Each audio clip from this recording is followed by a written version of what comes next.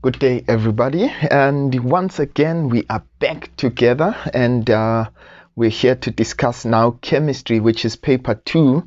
Hopefully you are going to watch this after having written your first paper of physical science, and hopefully you made it, hey? So if you haven't subscribed, please just be part of the family. We are chasing that 20K mark and we are almost there. And if you still need assistance, whether even during this weekend with physical science or even mathematics, for those of you who still need to write the IEB, we'll still be working together. And you can just email us on info@mlungisinkosi.co.za. Right, so I'm going to be looking at, as we've been looking at the paper 1 from the June exam, now we're going to be looking at paper 2, and let's just get right into it. Right, let's go through the first question, and it says, which one of the following compounds has hydrogen bonds between molecules? Of course, you would know there are two compounds which have hydrogen bonds, and the first one would be alcohols, and the second one would be ethanoic acids. So in this case, let's look for one. I can see there we've got an ethanoic acid, and there's no alcohol. So in this case, it means that the answer that we will go through is 1.1 rather is D, right? So answer for D. Okay, let's make sure that it's within the range. So sorry, that would be C. So that would be C, pentanoic acid. All right, next one. They say, to which homologous series does a compound with a molecular formula C6H12 and O2 belong? Right, I want you to please note, whenever we see two oxygens, there are two possible compounds that it could belong to. All right, so it could either be ethanoic acids, or it could be it could be carboxylic acids rather. Why do I keep saying ethanoic acid? Right, or it could be an ester, right? So esters and carboxylic acid, and I want you to please remember that esters and carboxylic acids are functional isomers of each other. Okay, so let's see. I see we've got carboxylic acids there, and there's no ester given. So in that case, our answer to question 1.2 would definitely be D. Okay, right. So if I look at 1.3, they say, which functional groups are involved in the formation of esters? Now you'd remember that esters are formed by when a carboxylic acid reacts with an alcohol, right? Then an ester is formed. So in that case, you remember the functional group of carboxylic acids is the carboxyl ion, as well as that for alcohol is the hydroxyl ion, right? So in this case, they say which functional groups are involved in the formation of esters. So that would be hydroxyl and carboxyl, or you call it carboxyl, whatever it is that you want to call it. So in that case, that would be for 1.3, our answer should be C. Okay, right. And the next one, they're asking us now, which equation below represents a reaction at, or the equation rather below represents a reaction at equilibrium. Okay, so there we've got a reversible reaction there. They say, which one of the following will change the color of the mixture from yellow to orange? I want you to note, in essence, what they are asking us is which of the changes that they are stipulating here will actually favor the forward reaction. Can you see that? So in that case, remember, when you favor the forward reaction, our solution will become more orange, less yellow, okay, because the products there are orange. Right, now they say which one of the following change will change the color of the mixture from yellow to orange. So we want to see, in this case, let's look at the option, the first option. They say adding addition of sodium hydroxide pellets. Now I want you to note, when we add hydroxide ions, what it actually does, remember that hydroxide ions react with the hydronium ions in a typical acid-base reaction. So H plus and OH minus would actually react with each other. So in essence, by adding hydroxide pellets, sodium hydroxide pellets, what it would do is that it would decrease the amount of H plus ions. And the moment we decrease those ions in this case, will favor the reverse reaction, and as a result, our solution will turn more yellow. All right. The second one, B, they say the addition of concentrated hydrochloric acid. Now note, I want you to note, the moment we add an acid, this is what we call the common ion effect, right? So an acid has H plus ions, isn't it? So if you think about hydrochloric acid ionizes to form H plus and Cl minus. So in essence, what are we doing by adding an acid? We're adding more hydronium ions, H plus ions. So when we increase the concentration of our hydronium ions, of course, we'll favor the forward reaction, and as a result, it means that we will therefore, our solution rather will turn more orange, so that it decreases that the amount of hydronium ions there, according to Le Chatelier's principle, right? So so it looks like I'm gonna go for B, but let's look at the other options. They say increase in pressure at constant temperature. Of course, pressure has got absolutely nothing to do here, because in that case we actually have we don't have any gases, right? So obviously it means that D would also be incorrect. Okay, so in that case it means that our answer for 1.4 should actually be B. I hope that makes sense. All right, as we move on to the next question. All right, 1.5, they say consider the energy graph for the reaction shown below. Okay, now first of all, when you look at that energy graph, it already tells you that this is going to be an endothermic reaction. Why?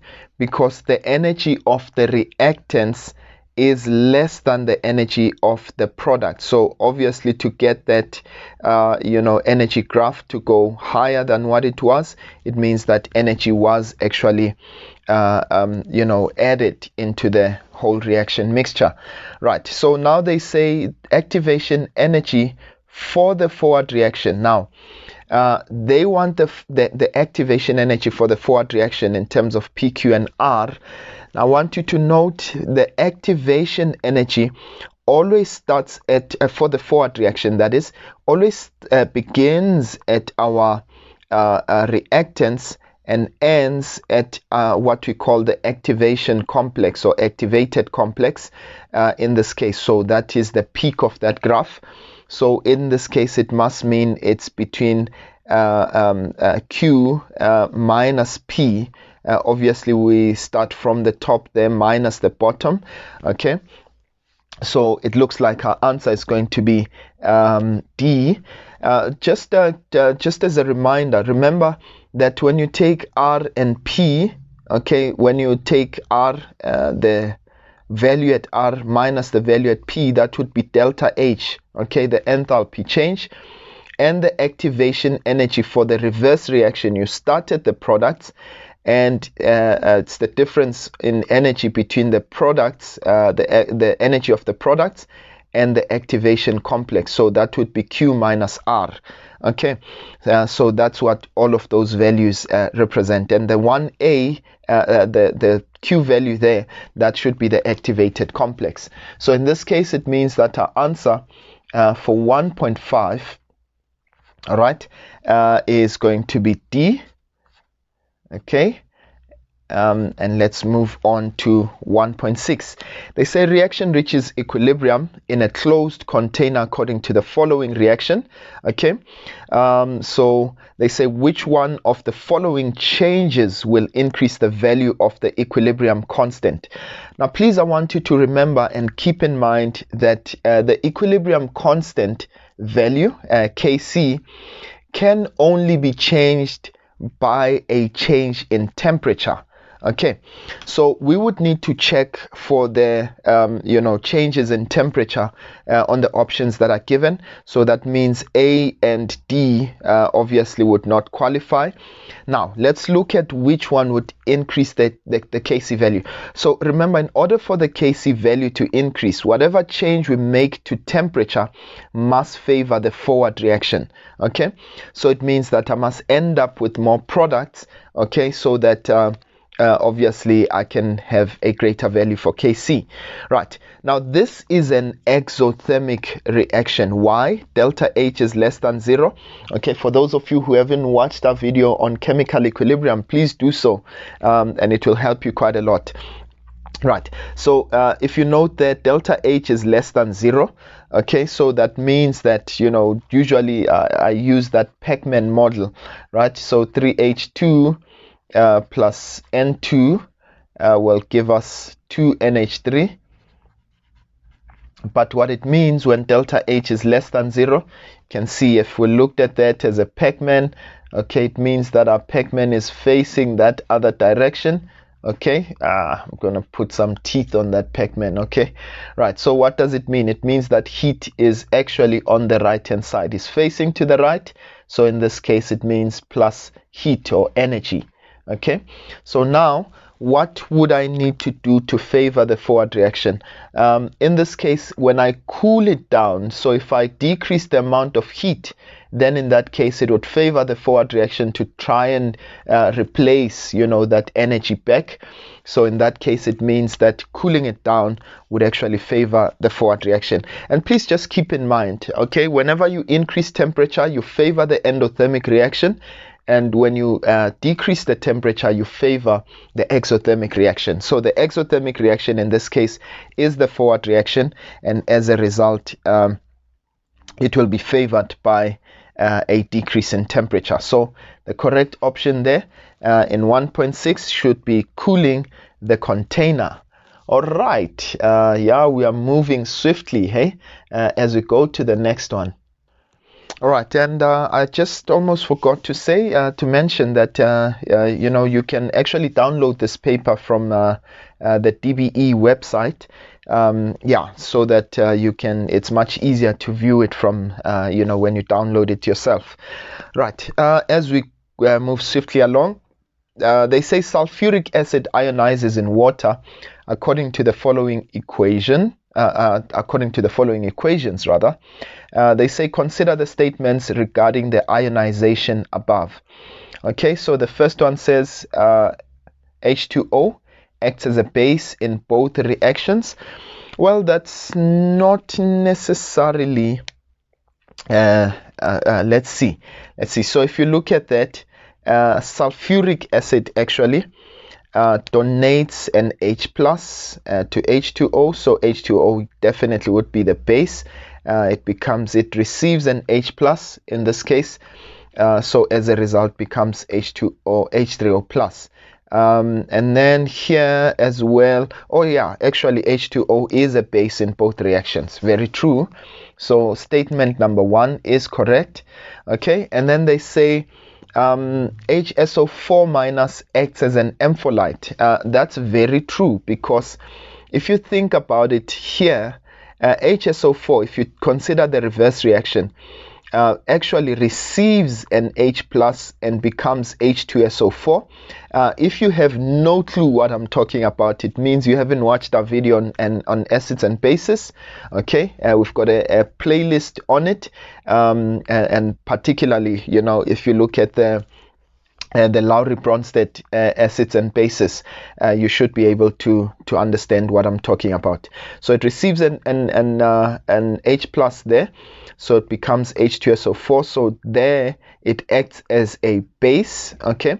But when you look at it in the second reaction, it actually acts as an acid because it gives away an H plus. So it is actually an ampholyte, okay? And then they say to us, SO4 2- is the conjugate base of H2SO4. Okay, I would not necessarily consider that a statement of fact, because it's actually it's a conjugate base of HSO4-, not H2SO4. So in that case, I would regard statement 1 and 2 to be correct. So it means that for 1.7, okay, in that case, we are going to take 1 and 2, which is option B. Okay, right. Please let me know if you understand, or if this is actually helping. All right. They say, which one of the following reactions, when used in a voltaic cell, will give a positive reading on the voltmeter? Now, obviously, you'd have to go and test all of these reactions, okay? But what I want to do, please don't tell anyone that I showed you this, okay? I'm going to show you a hack, okay? All right, of course, we always love hacks. In fact, let me just pull out a standard reduction potential table.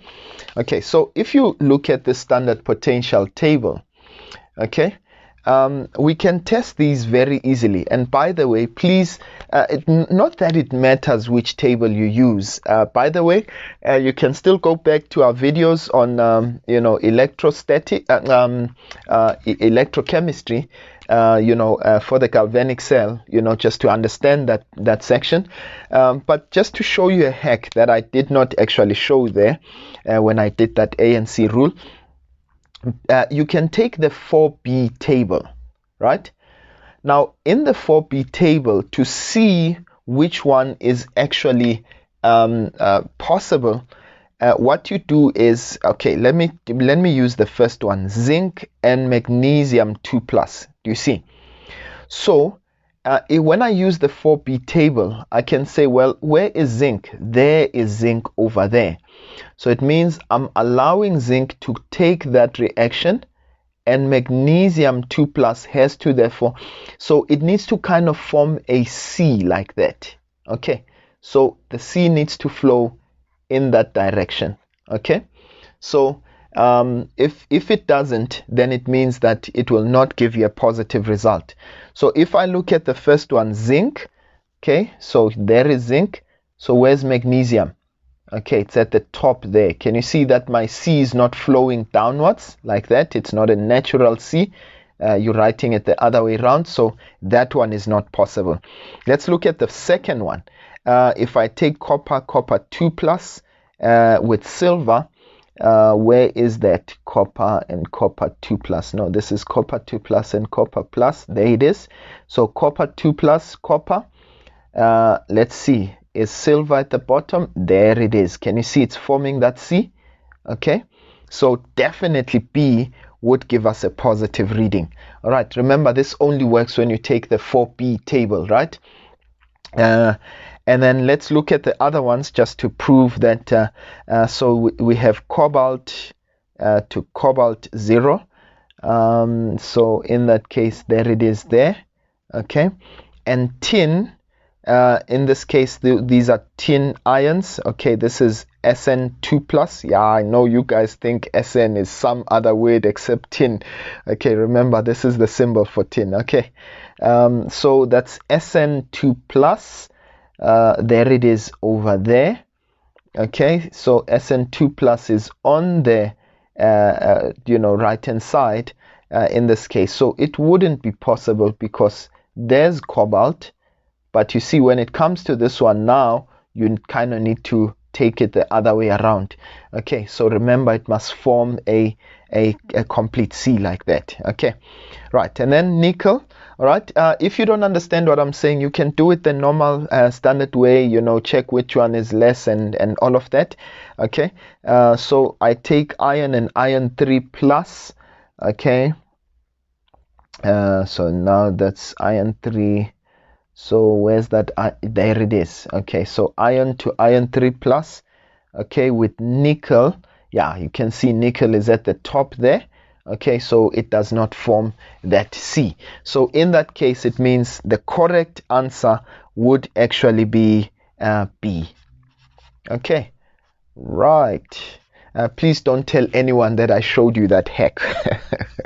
Okay, I'm showing you some illegal stuff here. All right, so they say, which one of the following statements is correct for an electrolytic cell? Okay, so they say the anode is the positive electrode. Okay, that is actually correct. All right, they say the cathode is the positive electrode. That's not true. Oxidation takes place at the cathode. Remember, for both you know, the electrolytic cell and the galvanic cell, oxidation always takes place at the anode. Okay, and obviously D, reduction takes place at the anode. That is not true. So the most correct, actually the correct statement there is A. Right, and the last one, you know, if you're writing in 2021, you know, of course, you know, for the future, this might be relevant. But if you're writing in 2021, remember that you know, this section has actually been taken out. It's been trimmed out of the syllabus, so you wouldn't necessarily need to answer this question. However, they will replace it with something else, of course. So they say, which one of the following shows the industrial processes in which ammonia is a reactant and a product, respectively? All right, so actually I published a video on this, but then I took it under my hidden videos for the moment, because you don't need it. I will publish it at some point later, just to help you with the you know, the fertilizer industry. So just forget about it for this year. You don't need to worry about it. Okay, but for future, this is how we'll answer this question. So ammonia is a reactant, okay, in the Oswald process, okay, the catalytic oxidation of ammonia, and it is a product, okay, in the Haber process. Okay, I don't know if you want to call it the Haber or the Haber process, however you want to pronounce that. Okay, so Oswald and Haber process. So in that case, that would be option B. All right, hope that has been helpful. I want to leave it here, ladies and gents. Of course, we're going to be looking at some more questions. Okay, hopefully this has been helpful.